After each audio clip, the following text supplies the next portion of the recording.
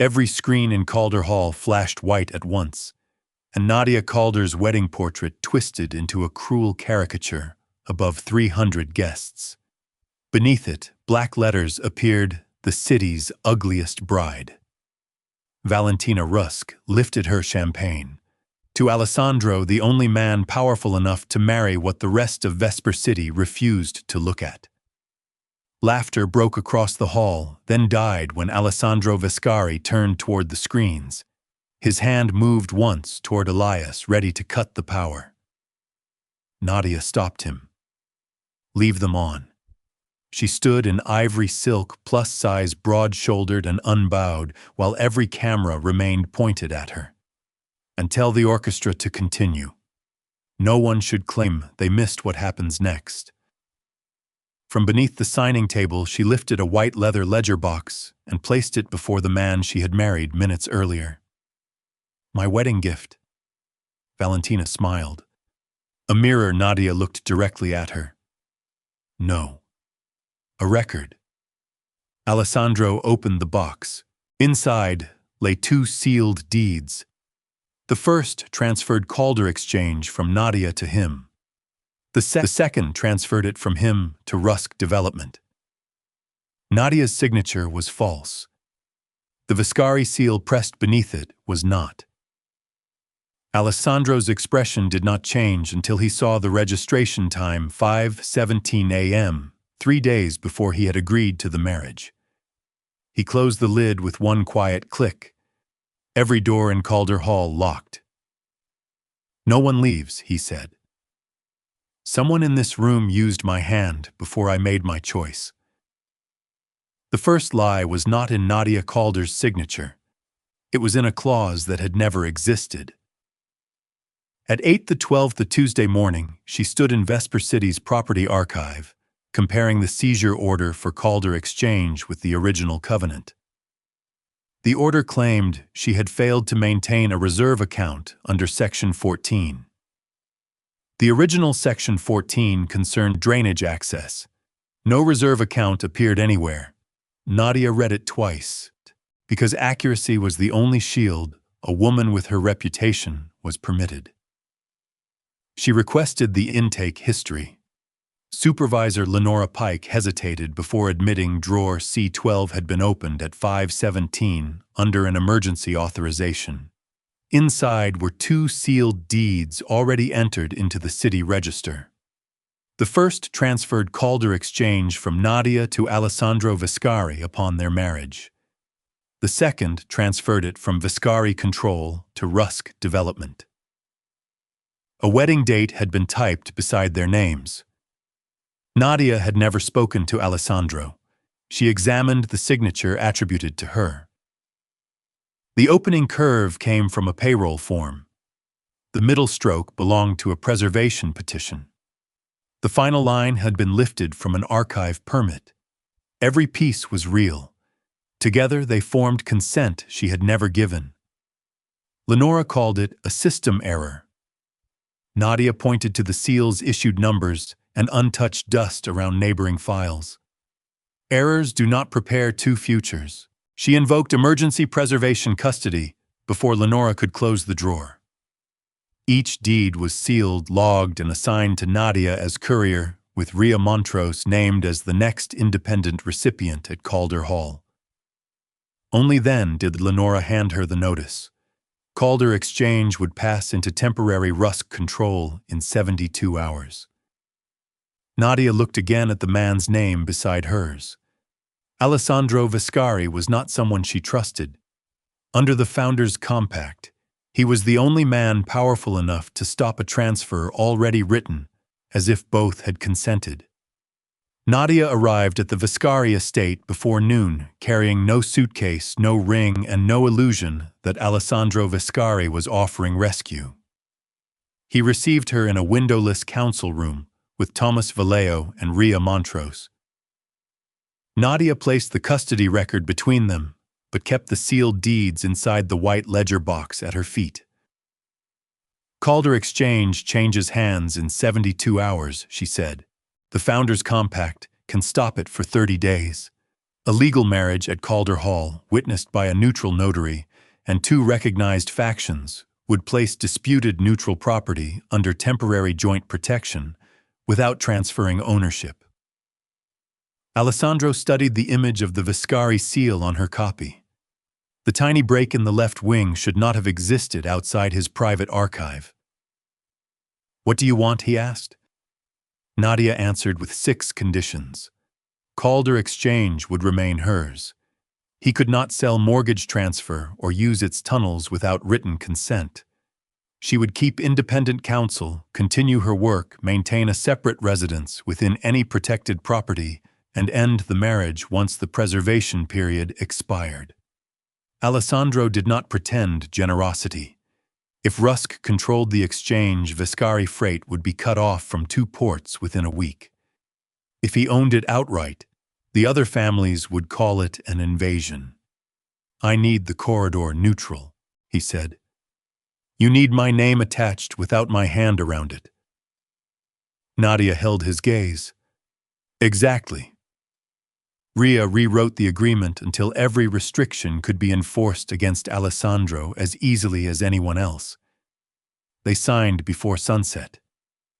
When Nadia left, Tomas remained behind. Alessandro looked again at the copied seal, then ordered him to prepare a contingency instrument granting temporary control if Nadia vanished, abandoned the inquiry, or ended the marriage before the 30 days were complete. Tomas did not move. "Will Mrs. Calder know Alessandro closed the file?" "She will never need to." The doors of Calder Hall locked before the orchestra's last note faded. Nadia remained beside the open white ledger box, while 300 guests discovered that laughter sounded different when no one was permitted to leave. Alessandro did not repeat what the screens had shown or what Valentina had said. He turned humiliation into procedure. Elias collected every guest list camera card, vendor credential, and access log. Ria Montrose verified the seals on the 2 inner envelopes and recorded that Alessandro had opened them only after the marriage register was signed.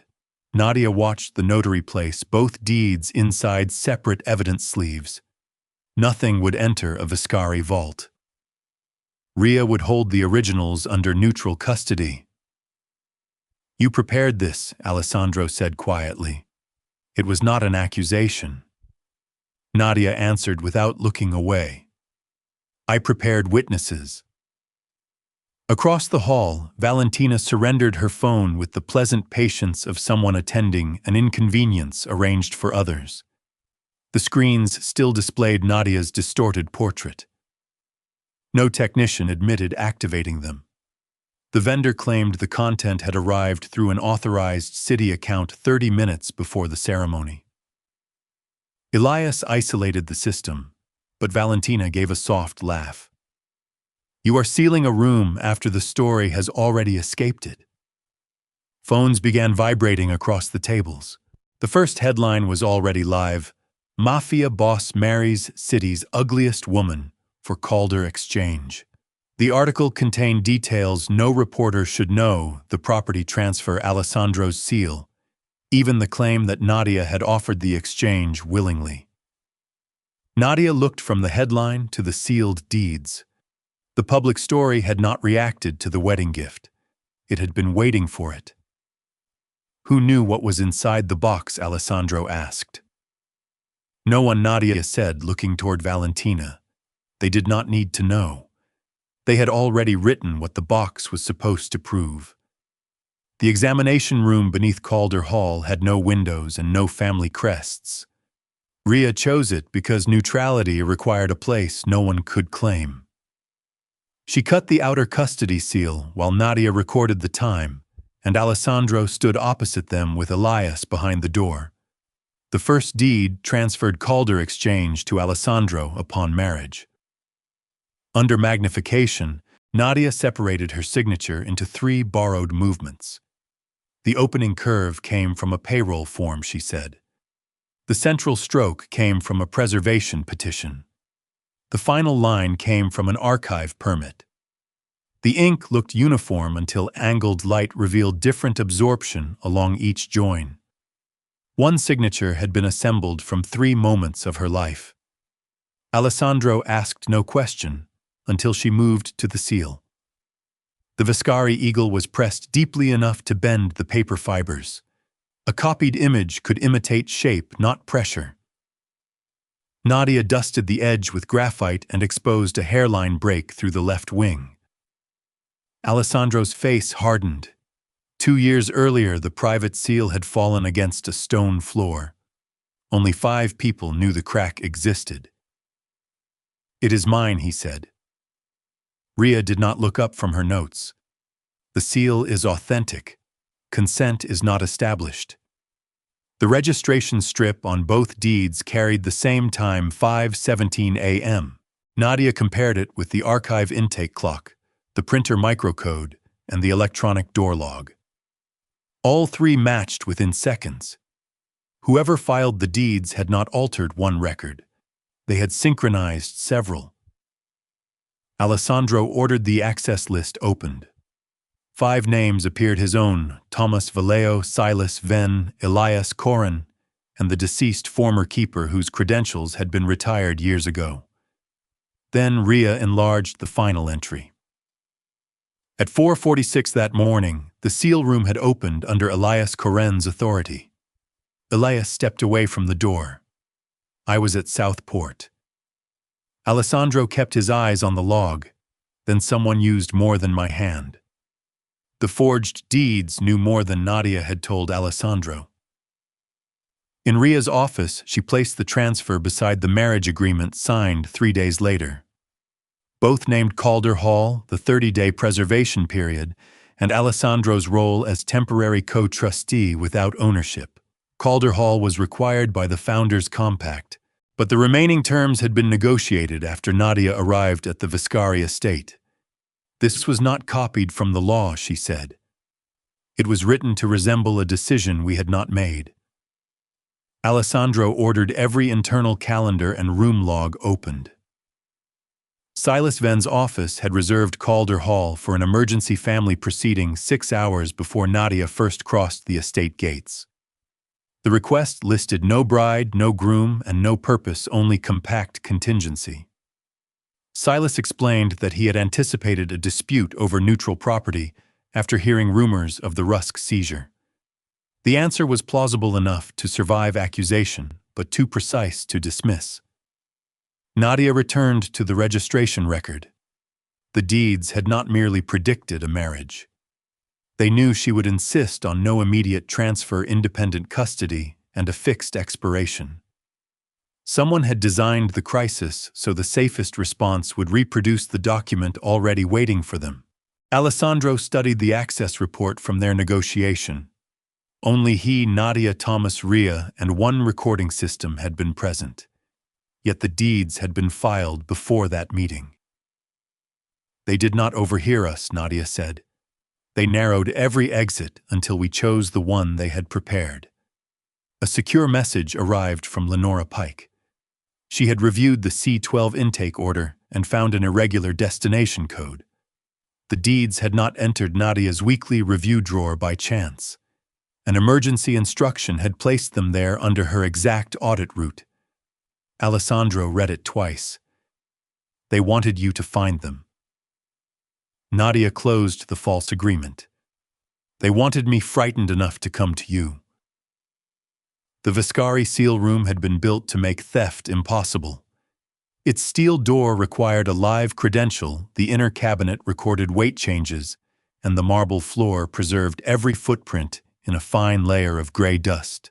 Nadia entered beside Alessandro, while Elias waited under armed watch, insult held rigid behind his silence. The log showed his authority, opening the room at 4:46 a.m. and closing it 7 minutes later. "I was at Southport," he said. Alessandro ordered the port footage displayed. 3 cameras placed Elias beside a convoy inspection at 4:42, 4:49, and 4:55. The images appeared continuous, yet Alessandro refused to clear him until Nadia checked the room itself. The cabinet had not been forced. The seal's storage weight matched its current weight. Whoever removed it had returned it precisely. Nadia bent over the velvet tray and found one disturbed line in the dust too narrow for a finger. Beneath the tray hinge, an indigo thread clung to a smear of metal polish. She'd lifted it with archival tweezers. The person who opened this room did not break the system, she said. The system recognized them. Elias demanded access to his credential history. His physical card had never left Southport, but a temporary duplicate had been issued at 4:39 and destroyed electronically at 5:03. The duplicate copied his permissions, not his card identity. Tomas traced the issuance protocol through 3 administrative relays. Only one office possessed authority to create a temporary seal room credential without Alessandro's direct approval. Silence settled before the name appeared. Silas Venn's office had generated the duplicate under an emergency continuity code, then erased the request from the ordinary audit queue. Elias looked toward Alessandro. Someone wanted my name on the door. Nadia sealed the indigo thread. No. They wanted your name where the truth would stop looking. The indigo thread looked ordinary until Nadia placed it beside fibers taken from the forged deeds. Under magnification, both carried the same mineral dye and archival pigment used by only one licensed bindery in Vesper City. She scraped paper dust from the hinge of the white ledger box and compared it with the deed stock. The fibers shared the same cotton structure and blue sizing marks. Aster 41, she said. High durability registry paper. Restricted distribution. Tomas opened the supplier records. One shipment had gone to Orison Print and Bindery 6 months earlier. Nadia's hand stilled on the box. Orison was where she had sent it to replace the moisture lining. Alessandro watched the realization settle. The box passed through the same place as the deeds. Nadia tested the corner seam. The outer leather was hers. The inner adhesive was not. Someone had returned the box appearing unchanged after using it inside another process. Alessandro ordered Elias to secure Orison and told Nadia she would remain at the estate until the site was cleared. She closed the evidence sleeve. You can secure the road. You cannot remove me from the evidence. He reminded her that Silas's office had already used one trusted credential. Nadia answered that sending armed men without a document examiner would only teach the culprits what to erase. Ria stated that any search required neutral custody and Nadia's presence if fibers paper or binding work were recovered. Alessandro held Nadia's gaze, then changed the order. Orison would be sealed, not searched until all 3 arrived. It was the first command he revised because she drew a boundary instead of asking permission. Before they could leave, Elias called from security. A van registered to an Orison subcontractor had entered the estate's east gate the night before the 517 filing. Its credential was valid. Its driver was not visible. The van remained inside for exactly 11 minutes.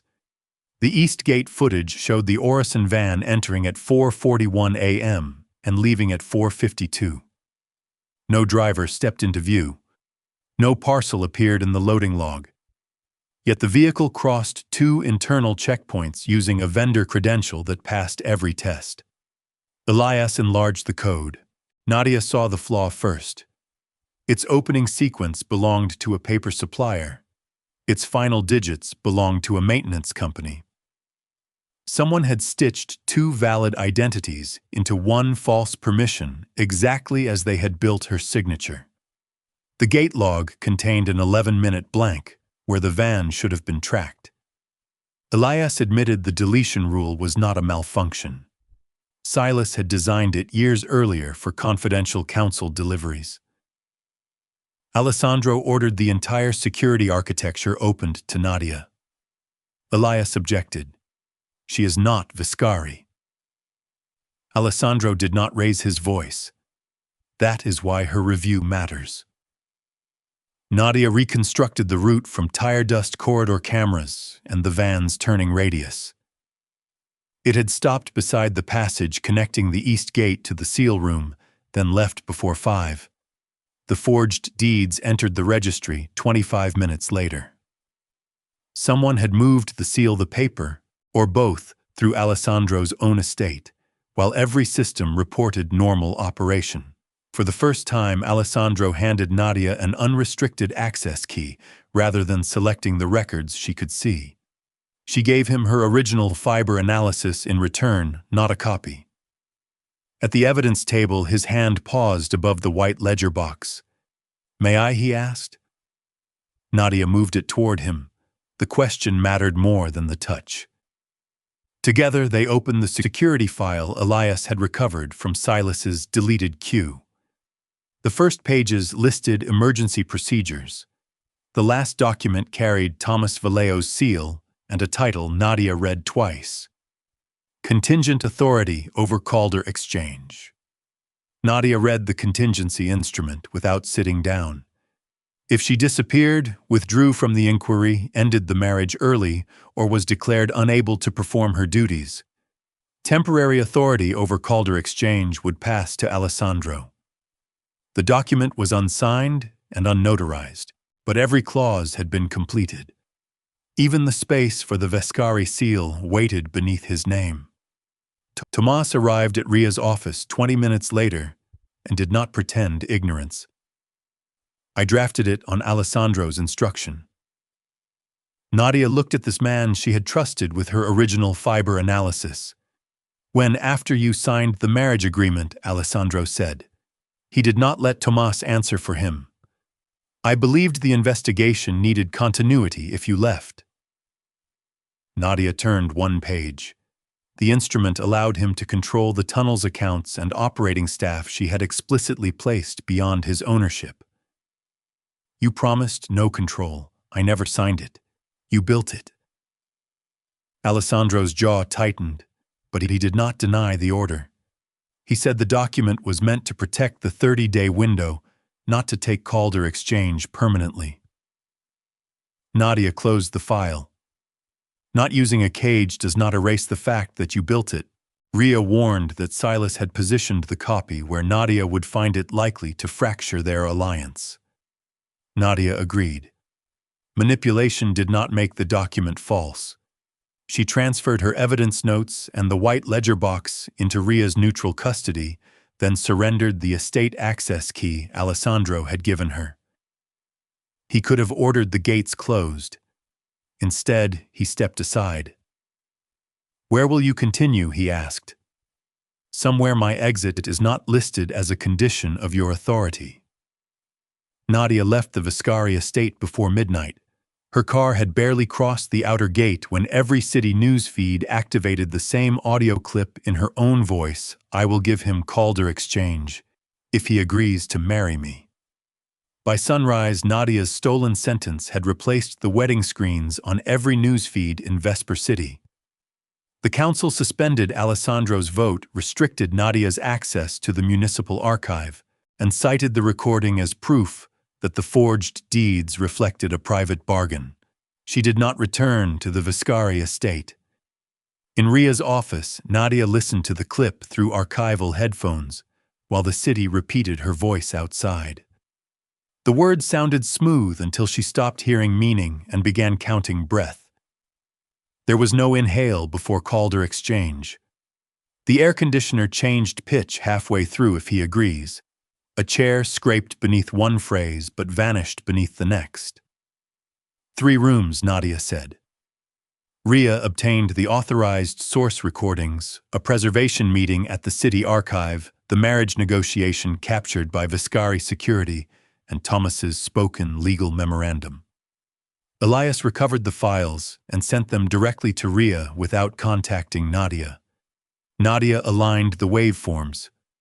"I will give him" came from her rejection of a hypothetical transfer. Calder Exchange came from the archive meeting. "If he agrees to marry me" came from the negotiation. The complete sentence had been, I will not give him Calder exchange merely because he agrees to marry me. The word not had been removed with the silence around it.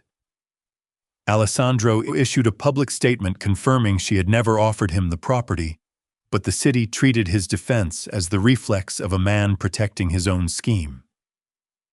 Nadia did not thank him. She noted that he had released the original files without asking her to return.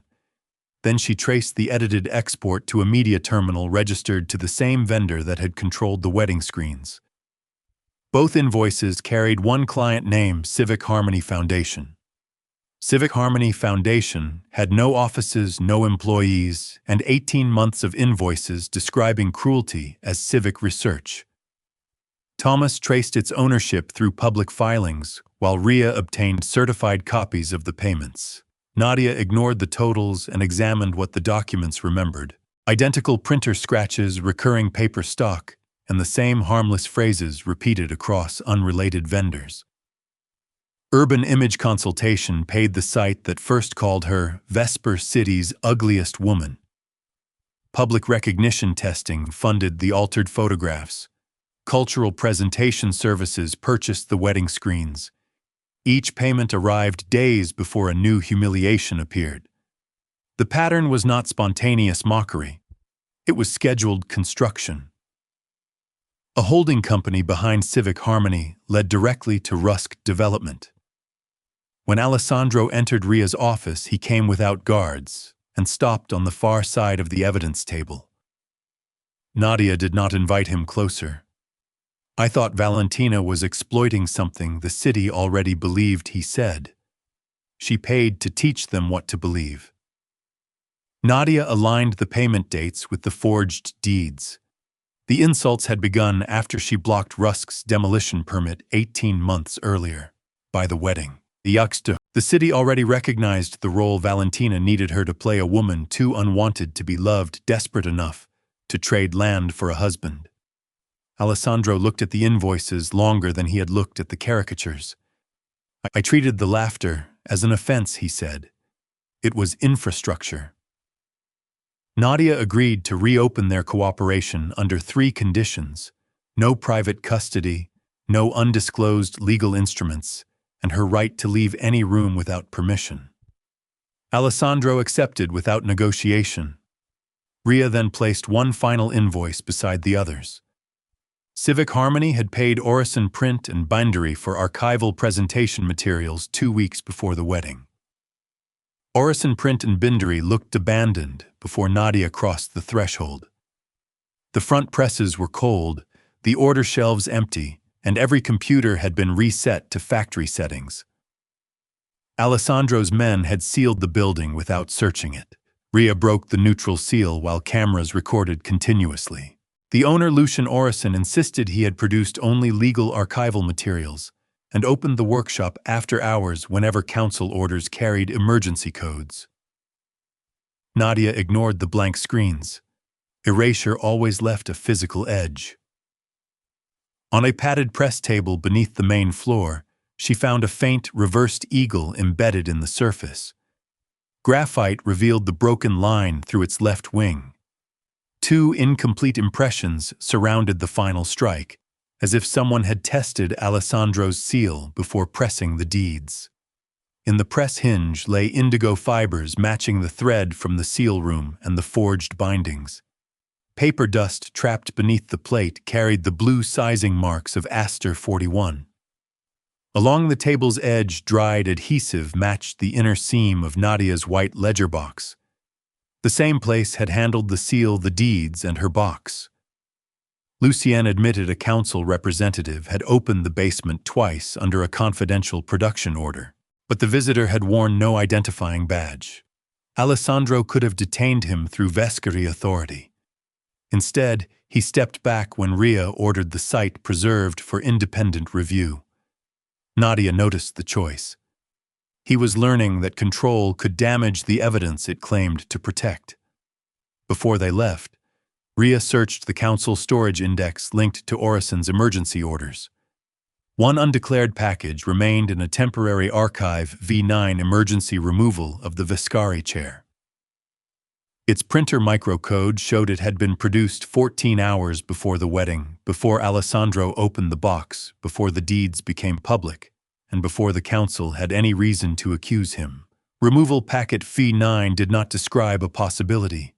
It described a completed crime. The first page accused Alessandro of marrying Nadia to seize Calder Exchange.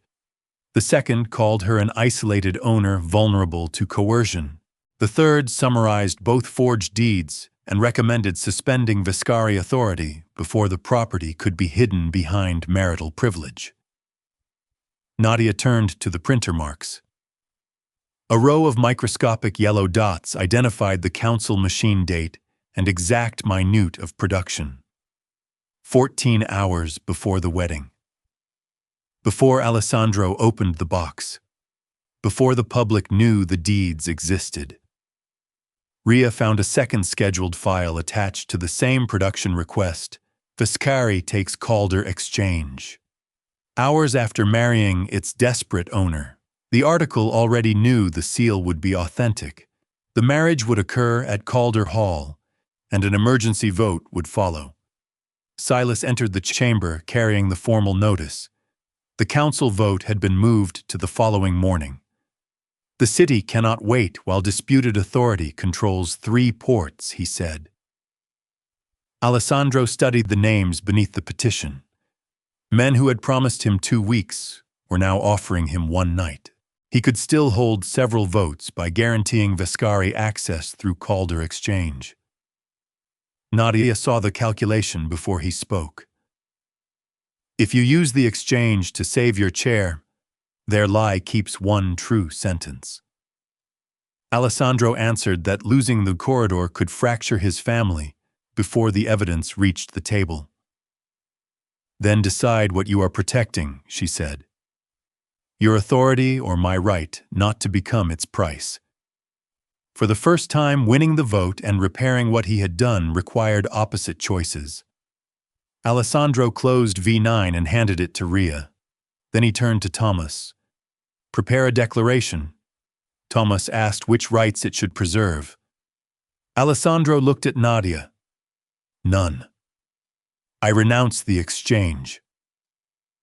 Alessandro entered the preliminary council session with no escort and no Vescari seal. Tomas placed 2 documents before Ria, the unsigned contingency instrument, and a declaration surrendering every claim to Calder Exchange. Silas read the second page and smiled. You are giving away the corridor that keeps your family alive. Alessandro faced the chamber. I ordered the first document drafted. It was never signed, but the order was mine. Thomas confirmed the instruction without softening it. Alessandro renounced any right to own mortgage, direct inherit, or profit from the exchange, its tunnels, or its operating trust. He requested that Nadia's neutral foundation replace the temporary Vescari role under independent oversight. The declaration removed the motive Valentina's story had assigned him. It also removed the leverage holding 3 wavering allies beside him. 1 port representative withdrew support before Ria finished recording the statement. 2 warehouse delegates followed. Notices appeared on Elias's tablet. Neutral carriers were suspending Vescari routes until access through Calder Exchange could be guaranteed. Valentina watched from the opposite table, satisfied to see victory arrive by another road.